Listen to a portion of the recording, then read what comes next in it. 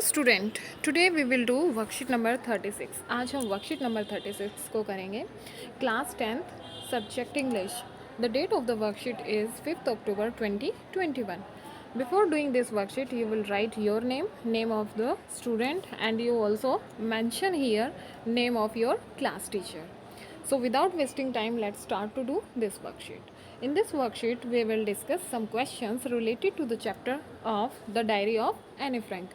इस वर्कशीट में हम कुछ क्वेश्चंस को डिस्कस करेंगे जो कि chapter the diary of Anne Frank से हैं। Okay, and I hope you have already read this chapter. मेरी ये आशा है, मैं ऐसा सोच रही हूँ कि आपने इस चैप्टर को अच्छे से पढ़ लिया होगा। Then after that you will be able to give the answer of this questions in proper way. तो अच्छे से आप इन क्वेश्चंस का आंसर कर पाओगे।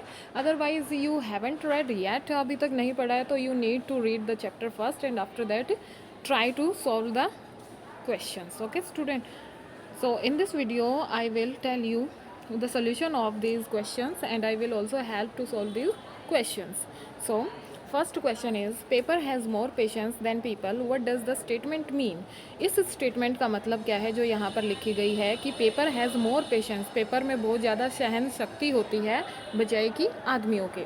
मोर पीपल, इसमें आपको 4 ऑप्शंस दिए गए हैं, 4 ऑप्शंस आपको मिले हुए हैं and you have to choose correct one. आपको एक जो करेक्ट ऑप्शन है उसको चूज़ करना है। You have to write in the form of answer of this question.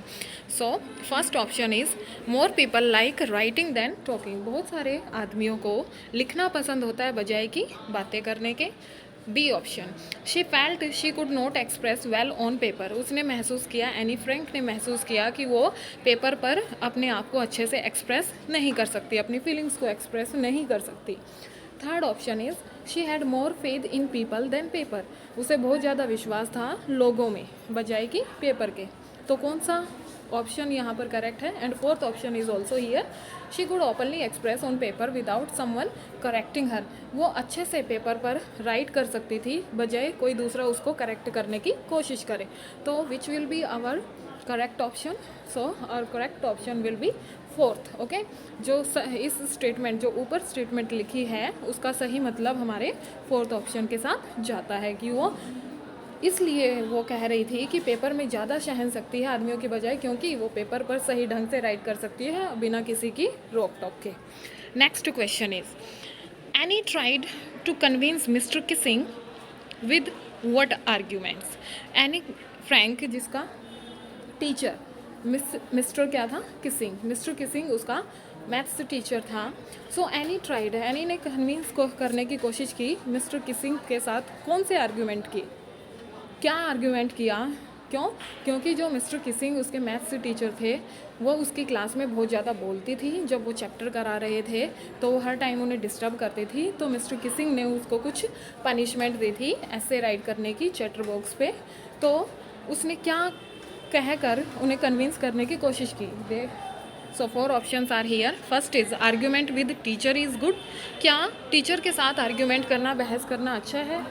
Second, right to be talkative as class is not a library. क्या बच्चों को ये हक है बातचीत करने का क्लास में, क्योंकि क्लास एक लाइब्रेरी नहीं है? Third is, inherited this trait from her mother. क्या ये जो ट्रेट था, ये जो क्वालिटी थी उसमें बात करने की, वो उसको अपनी माँ से मिली थी, क्योंकि उसकी माँ की भी आदत थी कि वो बहुत ज़्यादा बात करती थी। Found it impossible to be quiet in class. क्या उसने पाया कि वो अपने आप को चुप नहीं रख सकती क्लास में? So which will be the correct option here? Okay, so here will be third option, because she said she try to convince mister Kissing with this argument like this trait she has got from her mother. उसकी जो ये आदत है वो उसने अपनी माँ से सीखी है। Next is third question, how did Anne feel when mister Keesing punished her the third time. Anne Frank को कैसा फील होता है जब मिस्टर किसिंग उसे थर्ड टाइम पनिश करते हैं? First option is, was not happy to write 3 essays on the same topic. क्या वो एबल नहीं थी, क्या वो खुश नहीं थी कि उसे 3 ऐसे दिए गए हैं सेम टॉपिक पर लिखने के लिए? Second is, she did not enjoy making fun of mister Keesing. क्या वो इंजॉय नहीं कर रही थी मिस्टर किसिंग का मजाक उड़ाकर? Was worried that she had no more ideas, क्या वो चिंतित थी कि अब वो सेम टॉपिक पर 2 ऐसे पहले ही लिख चुकी है और अब उसके पास कोई आइडियाज़ नहीं है? And fourth option is was thrilled to showcase her writing skills once more, क्या वो खुश थी कि एक बार और वो अपनी राइटिंग स्किल्स को दिखाने का उसको मौका मिल गया है? So here will be third option, was worried that she had no more ideas. Mister Keesing ने जब उसको थर्ड टाइम पनिश किया सेम टॉपिक पर लिखने के लिए तो वो बहुत ही ज़्यादा चिंतित हो गई, क्योंकि ऑलरेडी वो 2 ऐसे उस सेम टॉपिक पर लिख चुकी थी और अब उसके पास कोई आइडियाज़ नहीं थे। Okay, so next exercise is related to the chapter footprints without feet, so we will discuss it. First question is pick the options that correctly match column A and column B.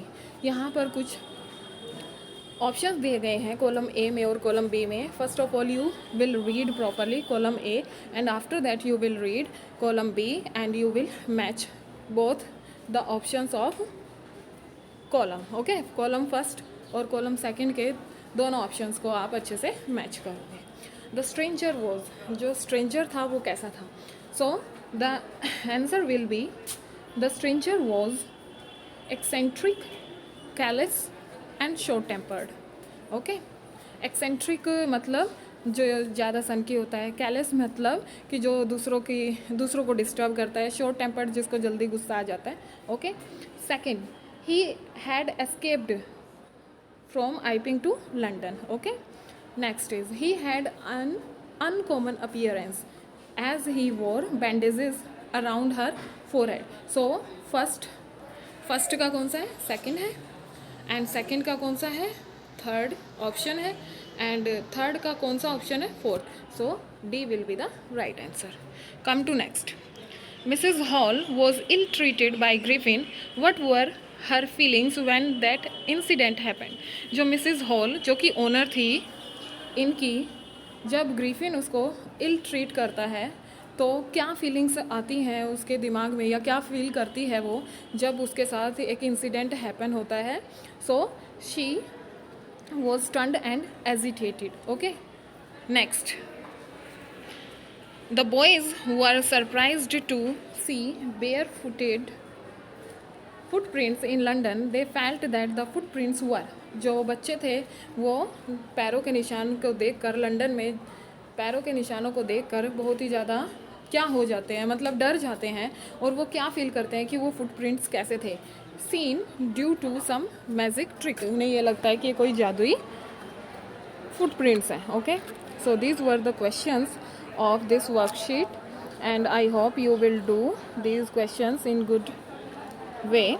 Okay, and students please revise these worksheet. These are so important because your exams, आपके जो exams हैं वो जल्दी हो रहे हैं and you need to revise your syllabus and your chapters and the worksheet also. Okay students, so thank you very much student. I hope कि आप अच्छे से इसको करेंगे अपनी नोटबुक में. And it's my request to you, please share this video and like this video and subscribe my channel. Okay, thank you students.